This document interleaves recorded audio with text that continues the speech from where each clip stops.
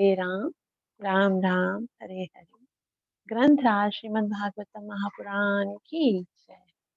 नित्य लीला प्रवेश वै चरणारिंद भक्ति वेदांत स्वामी श्रीला प्रभुपाद की जय। Srimad Bhagavatam canto 4 chapter number 2 verse number 16 से प्रारंभ करेंगे। इस आध्यात्मिक जगत में प्रवेश करने से पहले गुरु और गौरंग से कृपा की याचना करते हुए मंगलाचरण करेंगे, ताकि हम जो कुछ श्रवण करने वाले हैं उसका हमें पूरा पूरा लाभ प्राप्त हो सके, जो कि है कृष्ण प्रेम की प्राप्ति। गुरवे गौरचंद्राय राधिकाय तदालये कृष्णाय कृष्ण भक्ताय तद्भक्ताय नमो नमः। नारायणं नमस्कृत्य नरं चैव नरोत्तमं दैवीं सरस्वतीं व्यासं ततो जयमुदीरये। नष्टप्रायेषु अभद्रेषु नित्यं भागवत सेवया भगवती उत्तमश्लोके भक्तिरभवति नैष्ठिकी। पञ्चतत्त्वात्मकं कृष्णं भक्तरूपस्वरूपकं भक्तावतारभक्ताख्यं नमामि भक्तशक्तिकम्। जय श्री कृष्ण चैतन्य प्रभु नित्यानंद श्री अद्वैत गदाधर श्रीवासदि गौर भक्तवृंद। हरे कृष्ण कृष्ण कृष्ण हरे हरे, हरे राम राम राम हरे। ग्रंथ श्रीमद् भागवतम महापुराण की जय। Canto 4 chapter number 2 verse number 16 से हम प्रारंभ करेंगे। अभी तक हमने पढ़ा कि दक्ष प्रजापति ने जब देखा कि मेरे आने पर सारे लोग खड़े हो गए हैं मगर शिव जी खड़े नहीं हुए, तो दक्ष प्रजापति को बहुत ज्यादा क्रोध आया और वो शिव जी की बहुत बहुत बुराई करने लगा। बहुत बहुत निंदा उन्होंने शिव जी की कि अयम तो लोकपालानाम यशोग्नो निरपत्रप, ये तो सारे लोकपालों का यश खत्म करने वाला निर्लज व्यक्ति है। और सद्भिर आचरत पंथा ये न स्तब्धेन दूषिता, ये तो जड़ है, इसको तो इतना भी पता नहीं, सदाचार के विषय में पता नहीं है, किस तरह से अच्छे लोग कार्य करते हैं ये नहीं पता है। एष में शिष्यताम प्राप्त यन्मे दोहित्र ग्रही, ये तो मेरा शिष्य के समान है, मैंने अपनी पुत्री इसको दी है। और प्राणी विप्राग्नि मुखतः पाणी विप्रा सावित्र्याम इव साधुवत, ये सावित्री की तरह साध्वी मेरी पुत्री के साथ मैंने सब ब्राह्मणों के सामने अग्नि के सामने इसको अपनी पुत्री का हाथ दिया। और ये कैसा है, बिल्कुल योग्य नहीं है। गृहीत्वा मृग शावाक्षा पाणी मरकट लोचना, और ये मेरी पुत्री तो हिरण के आंखों वाली इतनी सुंदर है, मृगलोचनी है, और ये बंदर की तरह आंखों वाला है। और प्रत्युत्थानाभिधार है वाचक वाचाप्य कृत नोचतम, कि ये जो है वो मतलब मुझे सत्कार तो नहीं, मुझे ना तो मेरे लिए खड़ा नहीं हुआ, लेकिन इसको इतना भी पता नहीं है कि कोई आए तो उसका सत्कार करना चाहिए, उसको अच्छे शब्दों से एटलीस्ट बिठाना चाहिए। लेकिन लुप्त क्रिया या शुचये मानने भिन्न से तवा, इसे तो सारी क्रियाएं छोड़ दिए हैं शुद्धि की, और अपने लिए कोई भिन्न से तो बना रहा है। अनिच्छन्न अनिच्छन्नप्यदाम बालाम, और शूद्रा ये वोशति गिरम, और ये इतना अपवित्र हो गया है। मैंने तो सोचा था कि ये विवाह करके सुधर जाएगा, वैसे मैं तो चाहता नहीं था। अनिच्छन्नप्य दाम बाला, मैंने तो इसके साथ अपनी पुत्री का विवाह करके ऐसे कर दिया जैसे शूद्रा ये वो शतिम गरिम के शूद्रों को जिस तरह से वेद पढ़ाया जाए, जो अधिकारी नहीं हो ना, इसी तरह से मैंने भी अपनी इतनी सुशील गुणवान पुत्री का विवाह खाम इसके साथ करा दिया था। इसके अंदर तो बिल्कुल ये तो डिजर्व ही नहीं करता है, क्योंकि प्रेतावासेषु घोरेषु प्रेतैर्भूत गणैर्वृत। सारा समय तो शमशान में होता है, भूत और प्रेतों से घिरा हुआ होता है। अटत्युन्मत्त वन्नग्नो, ये तो पागलों की तरह चलता है और नग्न होता है, कपड़ों का भी पता नहीं है। युक्त केशो हसन मुखन, बाल तो बिल्कुल बिखरे हुए होते हैं और कभी हंसता है कभी रोता है, समझ में नहीं आता ये करता क्या है। चिता भस्म कृत स्नानम, चिता की भस्म के साथ स्नान करता है। मत्तो मत्त जनप्रिया, और ये तो बिल्कुल पागल है और पागलों के साथ रहता है, उनका ही प्रिय है। इसीलिए पति प्रमथनाथानाम तमो मात्रात्मकात्मना के इसको तो प्रमथ मत मानो, ये बिल्कुल जो पागल हैं उनके साथ रहता है और तमो मात्रात्मकात्मना, और तमोगुण को स्वीकार करता है। वास्तव में शिव जी के लिए ये सारी निंदाएं करते हुए दक्ष प्रजापति तो चाहते थे कि मैं उनकी बुराई करूं, लेकिन हमने उनका सारसत्य अर्थ पढ़ा, जिनमें सरस्वती माता मुख पे बैठकर उन समस्त निंदाओं को शिव जी की प्रशंसा में बदल रही। और यहाँ पर दक्ष प्रजापति बोलते हैं तमोगुणी है, ये तमोगुणी है नहीं, शिव जी तमोगुणी नहीं है, तमो मात्रात्मकात्मना, वो तमोगुण को स्वीकार करते हैं, क्योंकि भगवान को इस सृष्टि का प्रलय करना होता है और प्रलय सत्वगुण में थोड़ी होगा, प्रलय करने के लिए तो तमोगुण को स्वीकार करना होगा। तो ये तो शिव जी का गुण है कि भगवान के कार्य करने के लिए वो अपनी निंदा भी स्वीकार कर रहे हैं। तो यहाँ तक हमने पढ़ा, तो समझो किसी ने पूछा कि भैया आपको तो शिव जी की इतनी बुराइयां पता है, आप तो जानते हो कि शिव जी ऐसे हैं, तो फिर आपने अपनी पुत्री का विवाह इसके साथ क्यों करवाया? विवाह ही नहीं करवाते, तुम्हारा कोई संबंध ही नहीं होता सारों का। जैसे आज भी संसार में बहुत सारे लोग ऐसे हैं जो कि अच्छे नहीं है, लेकिन हमारा उनके साथ संबंध नहीं है, तो भले कोई कैसा भी हो, हमें क्या फर्क पड़ता है? फर्क तो तब पड़ता है जब वो हमारा कुछ बनता है, हमारा कुछ होता है। तो फिर तुम्हें अपनी इतनी अच्छी बेटी की शादी इसके साथ करानी ही नहीं चाहिए थी ना। तुम इसके बारे में इतना सब कुछ जानते थे, जरूरत क्या थी तुमने, है ना, सती का विवाह इसके साथ कराया क्यों? तो कहते हैं तस्मात् उन्मादनाथाय नष्टशोचाय दुर्हृदे दत्ताबत मया साध्वी चोदिते परमेष्ठता परमेष्ठिना। तस्मात् उन्मादनाथाय, ये तो प्रेतों का स्वामी है, मैं जानता हूँ, मैं पहले से पता था मुझे कि ये ऐसा ही है। और नष्ट शौचाय दुर्हृदय, नष्ट शौचाय, कोई इसके अंदर पवित्रता नहीं है। दुर्हृदय, विकारों से भरा हुआ है, अपराधों से भरा हुआ है इसका हृदय। लेकिन दत्ता बतमया साधी, दत्ता का मतलब होता है मैंने प्रदान कर दी। क्या प्रदान कर दी? मया साध्वी, मेरी सती साध्वी जैसी जो पुत्री है वो इसको प्रदान कर दी। इसका कारण क्या है?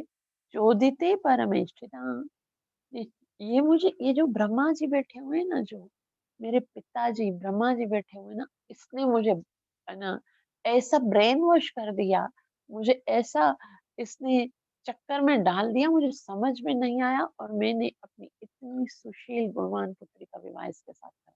मैं ये थोड़ी कराना चाहता था, मुझे तो इसके बारे में पहले से ही पता था, लेकिन ब्रह्मा जी के कारण मैंने इसके साथ अपनी बेटी का विवाह करवा दिया। अनुवाद: ब्रह्मा जी के अनुरोध पर मैंने अपनी साध्वी पुत्री उसे प्रदान की थी, यद्यपि वह समस्त प्रकार की स्वच्छता से रहित है और इसका हृदय विकारों से पूर्णित है। श्रीला प्रभुपाद की जय। श्रीला प्रभुपाद जी कहते हैं, माता पिता का धर्म है कि वे अपनी पुत्री को ऐसे परिवार में ब्याहें जो स्वच्छता, सदाचार, समस्त सामाजिक स्थिति इत्यादि में उनकी वंश परंपरा के अनुकूल हो।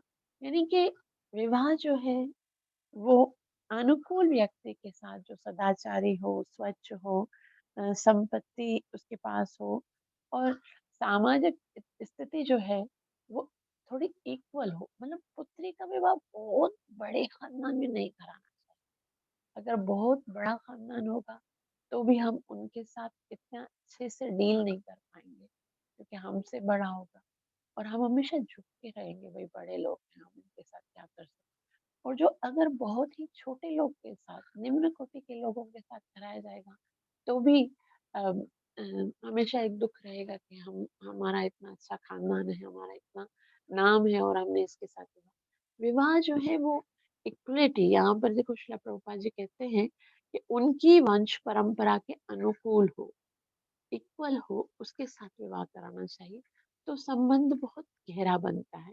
यहाँ पर श्रील प्रभुपाद जी आगे कहते हैं कि दक्ष को पछतावा था कि उसने अपने पिता ब्रह्मा के कहने पर पुत्री को ऐसे व्यक्ति को प्रदान की थी जो उसकी गणना अनुसार घिनौना था। वह इतना क्रुद्ध था कि वह इतना तक स्वीकार नहीं कर रहा था कि उसके पिता की ओर से ही विवाह के लिए अनुरोध किया गया था। उल्टे उसने ब्रह्मा को परमेष्ठी अर्थात जगत गुरु कहा। कि वो ये नहीं कह रहा है, पिताजी तो हैं उसके, लेकिन ये परमेष्ठी कह रहा है ये जगत गुरु बने हुए। इसको इतना भी पता नहीं कि ये तो हम मेरी पुत्री के लायक ही नहीं, लेकिन मुझे पता नहीं क्यों इसने बोल दिया और मैंने भी इसकी बात मान ली। तो यहाँ पर क्योंकि क्रोध के मारे वह ब्रह्मा को अपना पिता नहीं स्वीकार कर रहा था, दूसरे शब्दों में उसने ब्रह्मा पर अल्पज्ञानी होने का आरोप लगाया, क्योंकि उन्होंने उनकी सुंदर कन्या को एक अयोग्य व्यक्ति को प्रदान करने की सलाह दी थी। क्रोध में मनुष्य सब कुछ भूल जाता है, अतः दक्ष ने क्रोधवश न केवल शिव जी पर दोषारोपण किया वरन अपने पिता ब्रह्मा की भी आलोचना की, क्योंकि उन्होंने अविवेकपूर्ण उपदेश पर ही उसने शिव जी को अपनी कन्या बिहाई थी। शिला प्रभुपाद की जय। शिला प्रभुपाद जी कहते हैं जब क्रोध आता है तो क्रोधात् भवति सम्मोह, सब कुछ भूल जाता है कि मुझे किस तरह से किस व्यक्ति के साथ बात करनी चाहिए। उसे याद नहीं रहता है कि ये मेरा पिता है, ये मेरा दादा है, ये मेरा गुरु है, सब भूल जाता है।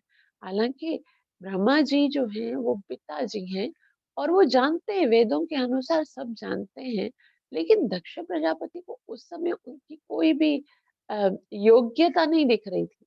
तो ये लग रहा था ये इसने मुझे बताया कि आप शिव जी के साथ अपनी पुत्री का विवाह करो। इसको तो पता होना चाहिए कि ये शिव जी जो है वो हम लोगों के खानदान के साथ मैच ही नहीं कर रहा है। लेकिन यहाँ पर श्री प्रभुपाद जी बहुत सुंदर बात बता रहे हैं। ये ना केवल दक्ष प्रजापति शिव जी पर ये निंदा कर रहे हैं, बल्कि अपने पिता ब्रह्मा जी की भी आलोचना कर रहे हैं। ये जगत गुरु बना फिरता है और इसको इतना भी ज्ञान नहीं है कि मेरी पुत्री यानी जो इसकी भी तो पोती है तो उसका विवाह किसके साथ करना चाहिए, किसका साथ नहीं करना चाहिए। 9 पुत्रियों का विवाह, सॉरी दक्ष प्रजापति की 13 पुत्रियों का विवाह तो उन्होंने धर्म के साथ कराया, एक का अग्नि के साथ कराया, एक पुत्री का विवाह जो है वो शिव जी के साथ कराया। और यहाँ पर वो सिर्फ इसी बात के लिए दुखी है कि मैंने अपनी इतनी सुंदर पुत्री का विवाह शिव जी के साथ करवा दिया और उसका कारण ये ब्रह्मा जी है। आगे श्रीला प्रभुपाद जी जो हैं उन्होंने बहुत सुंदर बताया है कि एक वैष्णव जो होता है वो अपने ऊपर सारे आरोप जब आते हैं तो उसको किस तरह से स्वीकार करता है। यहाँ पर मैत्रेय मुनि बता रहे हैं, मैत्रेय मुनि मनु विदुर जी ने पूछा हो कि दक्ष प्रजापति इतनी देर से बोले जा रहे हैं, बोले जा रहे हैं, बोले जा रहे हैं, इतनी निंदा कर रहे हैं, उसके प्रतिकार में, उसके रेसिप्रोकेट में शिव जी ने क्या किया?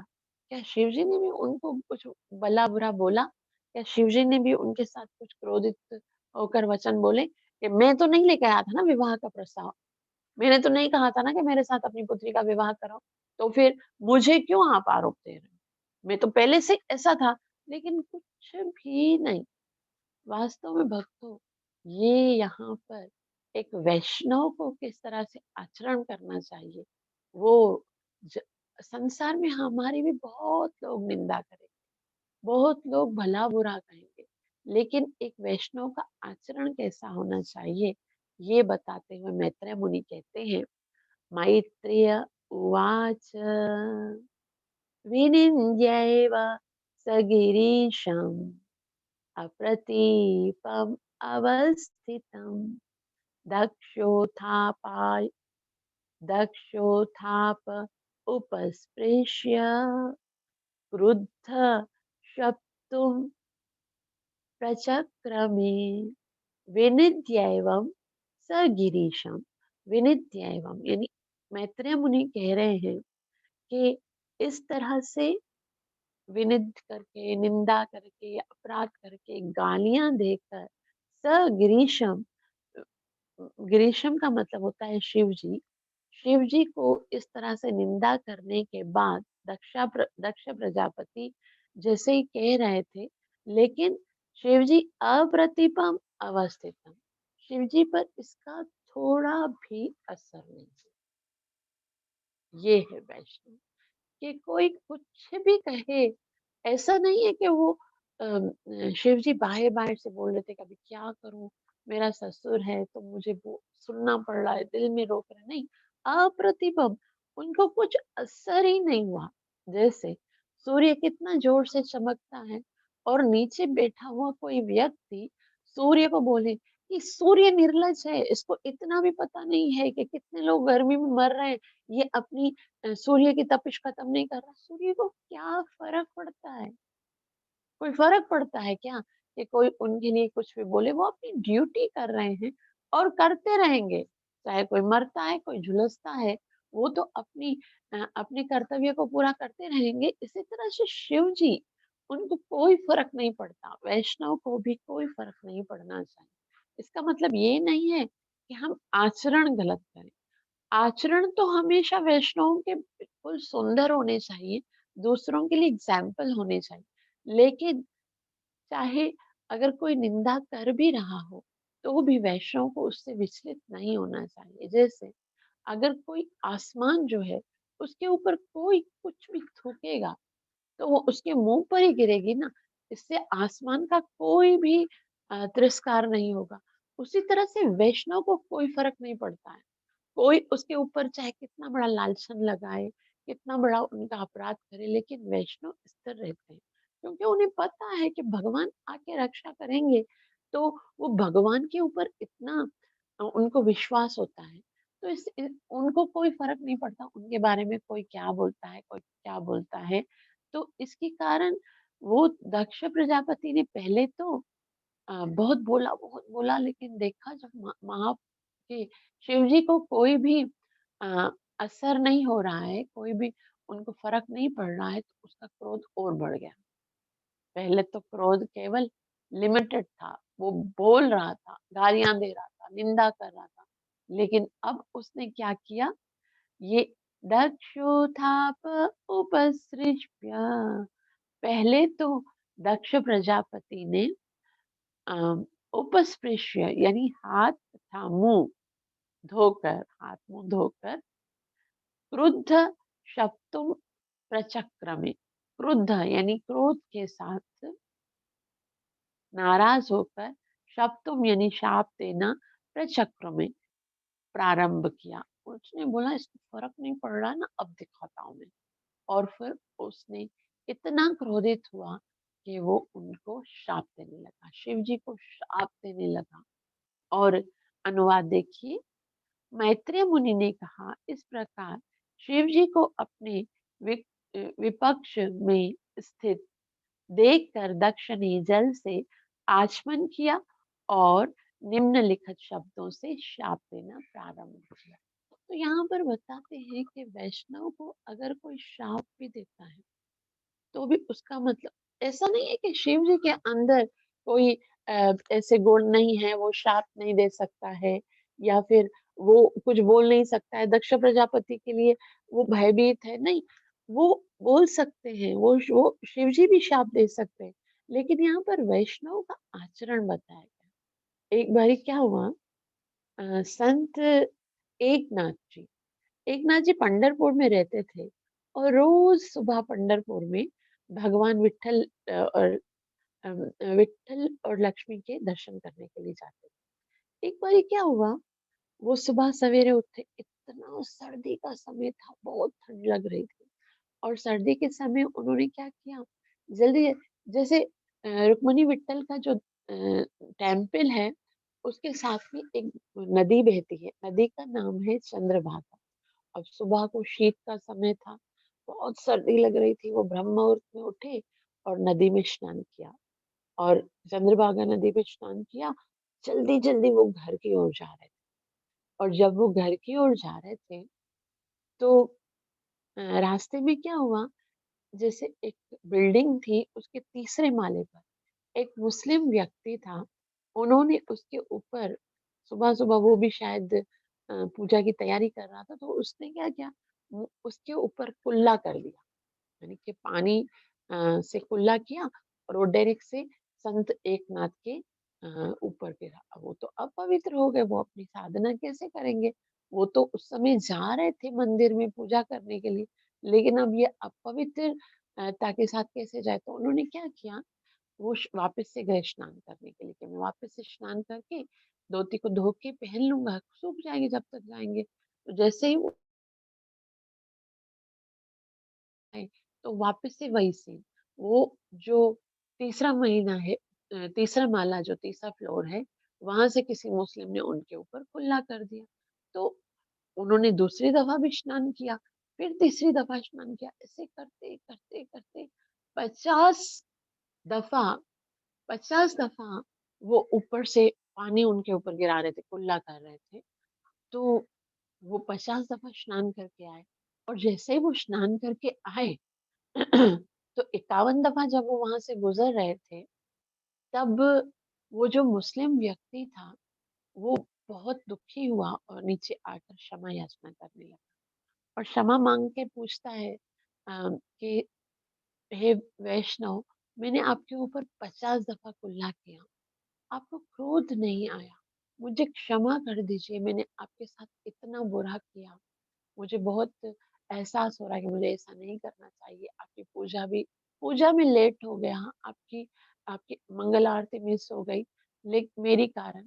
तब संत एक एक नाथ ने बस इतना ही किया कि नहीं नहीं, इसमें आपका कोई दोष नहीं है, ये तो आपने तो और भी मेरे ऊपर कृपा की है। तभी वो मुस्लिम जो है वो परेशान हो गया कि मैंने कृपा कहाँ की है, मैंने तो और भी आपको कितना परेशान। बोला देखो मैं तो कितना आलसी हूँ, मुझे ना और सर्दी भी बहुत लगती है, मुझे कमजोर हूँ बहुत, मैं ना रोजाना एक बार ही खाली चंद्रभागा में स्नान करता हूँ, लेकिन आपकी कृपा ऐसी है जिसके कारण मैंने एक दिन में 50 दफा चंद्रभागा नदी में स्नान किया। तो ये तो आपकी अनुकंपा है कि मुझे इतनी पवित्र नदी में 50 बार स्नान करने का अवसर मिला। और यहाँ पर ये भी बताया जा रहा है कि हमारे अपराध ज जो है, उसी के कारण हमको दुःख भोगना पड़ता है। चाहे कोई हमें फिज़िकली दुःख देता है, टॉर्चर करता है, कुछ बोलता है, ये सब हमारे अपने ही अपराध हैं, जो आज हमें इस व्यक्ति के दुःख देने के कारण मिल रहे हैं, उनका रिज़ल्ट मिल रहा है। तो जब हमारे किसी अपराध का रिज़ल्ट मिलता है, तो हमें खुश होना चाहिए ना कि चलो ठीक है, अब इस अपराध का तो हिसाब-किताब खत्म हो रहा है। इसके कारण वैष्णव कभी चिंतित नहीं होते। जैसे यहाँ पर कि उम, उम, शिव जी ने कोई भी उनकी निंदा नहीं की, कोई प्रतिकार नहीं किया, बल्कि दक्षोथाप उपस्पृश्य क्रुद्ध क्रुधः श शब्दुं चक्रमे। तो दक्ष प्रजापति जो है और भी ज्यादा उपसृष्ट, वो देखकर दक्ष प्रजापति का क्रोध और भी बढ़ा। तो उन्होंने क्या किया, दक्षोथाप उपस्पृश्य, आचमन किया और आचमन करके क्रुद्ध शब्दुम प्रचक्र में और शिव जी को शाप देना प्रारंभ किया।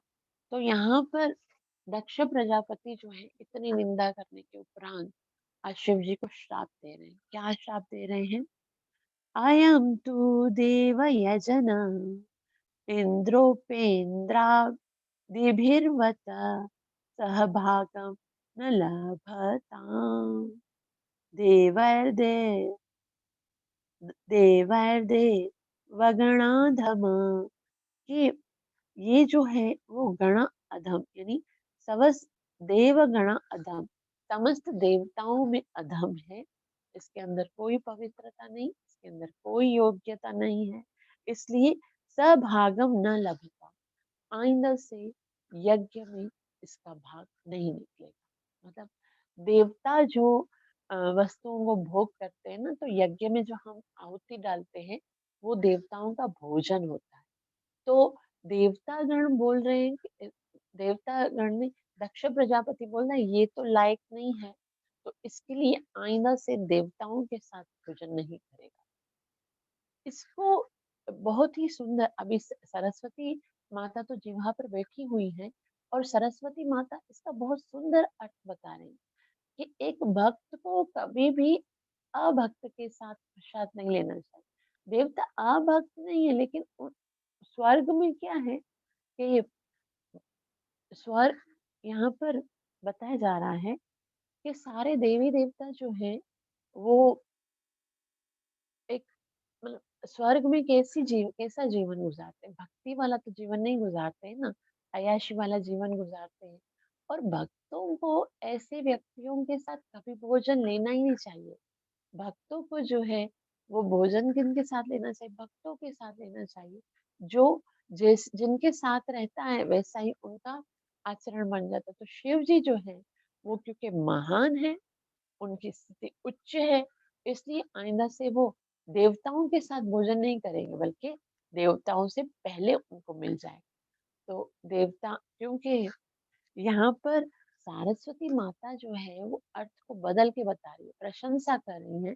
तो बता रही है कि आइंदा से शिव जी जो है वो कभी भी देवताओं के साथ भोजन नहीं करेंगे, उनका भोजन अलग होगा, उनका भोजन पहले होगा, क्योंकि वो समस्त देवताओं में ही नहीं, समस्त वैष्णवों में सबसे सर्वश्रेष्ठ है।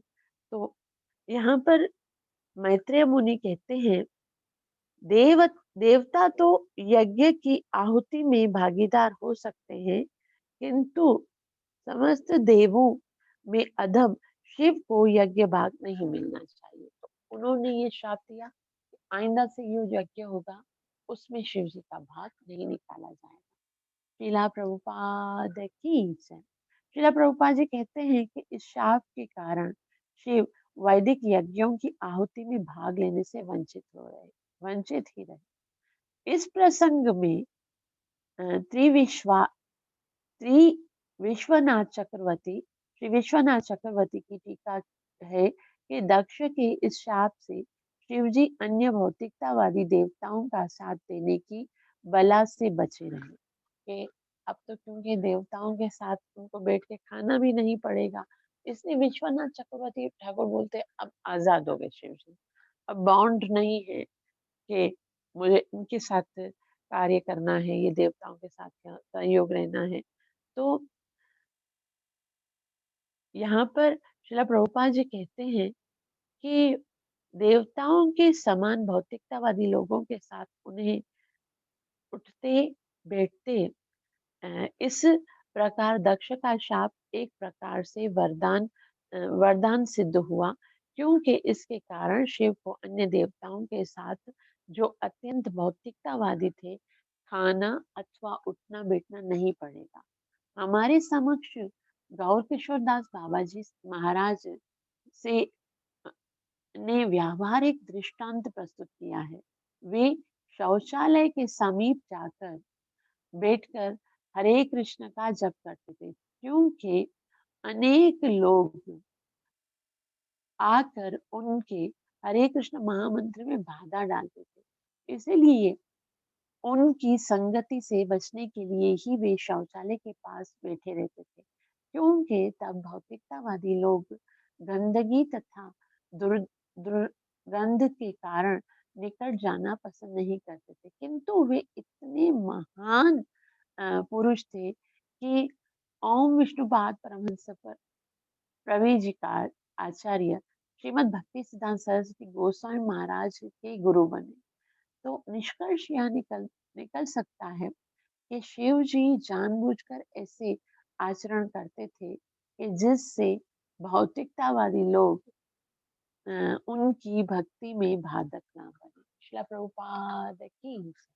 तो शिला प्रभुपाद जी एक बहुत सुंदर बात यहाँ पर बता रहे हैं कि शिव जी को तो और भी आनंद आता है कि चलो ठीक, अभी मुझे ऐसे लोगों का संग नहीं करना पड़ेगा। भौतिकतावादी लोग जो है ना, वो भक्ति में भजन में बहुत डिस्टरबेंस क्रिएट करते हैं। इसीलिए यहाँ पर एक एग्जाम्पल दिया गया है कि जो भक्त लोग होते हैं वो खुश रहते हैं कि मुझे दूसरों से दूर रहना चाहिए। जैसे गौर किशोरदास बाबा जी हैं, वो जब जप करते थे ना तो सब लोग आके आशीर्वाद लेते थे। स्वामी जी आशीर्वाद दीजिए, मुझे बेटा हो जाए, मेरे घुटनों का दर्द सही हो जाए, मुझे ये हो जाए, मुझे वो हो जाए। लेकिन जब तक यहाँ पर बताया जा रहा है कि गौर किशोर दास बाबा जी जो हैं, वो क्या करते थे, शौचालय के बाद, शौचालय के बाहर बैठकर वो अ, माला जप करते थे। क्योंकि वहां पर इतनी बदबू होती थी, इतनी दुर्गंध होती थी, तो लोग बोलते थे ये शौचालय के पास बैठा हो, इधर नहीं जाए। वो तो बच रहे थे ना, ताकि लोगों से बचे। इसी तरह से शिव जी का ये आचरण, एक कारण ये भी हो सकता है कि वो भौतिकतावादी लोगों से बचे रहना चाहते हैं कि मेरा ऐसा आचरण होगा तो लोग सोचेंगे भाई शिव जी के पास नहीं जाते, तो शिव जी आसानी से भजन कर सकेंगे। तो ऐसे हम बोलते ना, शिव जी तो भोलेनाथ है, लेकिन हमारे एक भक्त बताते ये भोलेनाथ नहीं है, ये शाणेनाथ है। क्योंकि सबसे ज्यादा बुद्धिमान कौन है, भगवान श्री कृष्ण भगवत गीता में कहते हैं कि जो ज्ञानी है उनमें सबसे ज्यादा ज्ञानवान कौन है, कि बहुनाम जन्म नामत्ति ज्ञानवान माम प्रपद्यते, जो मेरी शरण में आते हैं। और जो मेरी शरण में आ जाते हैं, उनकी सबसे बड़ी क्वालिटी क्या है कि वो भक्ति में कोई डिस्टरबेंस नहीं मांगते। तो कुछ आते हैं शिव जी के पास, तो भोलेनाथ बेचारे क्या करते हैं, फौरन दे देते हैं। आशुतोष है, इंस्टेंट, बेटा चाहिए लो, जाओ ले लो, बेटा मुझे भजन करना। धन चाहिए, ये लो, धन ले लो, मुझे भजन करना। ये चाहिए, वो चाहिए, ले लो, मुझे भजन करने दो। और इस तरह से जब आप भजन, वो स्वयं भजन करते हैं और फिर भी ऐसे आचरण करते हैं कि जो शुद्ध व्यक्ति है वो उनके साथ आएंगे। तो आज तो उनका एक और भी मनोरथ सिद्ध हो गया कि दक्ष प्रजापति ने उनको श्राप दे दिया कि देवताओं के साथ इनको भोजन भी नहीं करना है। तो उतना समय जो उनको भौतिकतावादी लोगों के साथ साथ गुजारना पड़ता था, अब वो भी नहीं गुजारेंगे। अब तो वो बिंदास सेवा करेंगे। इसलिए शिव जी को इससे कोई फर्क नहीं पड़ा, और वो शिव जी जो है वो शांत भाव से उनकी बात सुनते रहे। और आगे क्या होता है वो हम कल पढ़ेंगे। आप सबका बहुत बहुत आभार जो इतना प्रेम से श्रवण किया। कृपया मुझे आशीर्वाद अवश्य दीजिए, मेरे लिए प्रार्थना कीजिए कि मैं अपनी सेवा और साधना को अच्छे से कर सकूं। ग्रंथराज श्रीमद् भागवतम महापुराण नित्य लीला प्रवेश में चलना भक्ति वेदांत स्वामी श्री प्रभुपाद की गौर प्रेमा। हरि हरि बोल।